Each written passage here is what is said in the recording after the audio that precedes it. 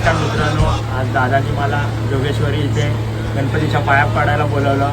हा गणपती नवसाचा आहे। सगळ्या भाविक भक्तांनी या दादाच्या घरी या, एकदम चांगलं, एकदम भरपूर चांगलं वाटतंय।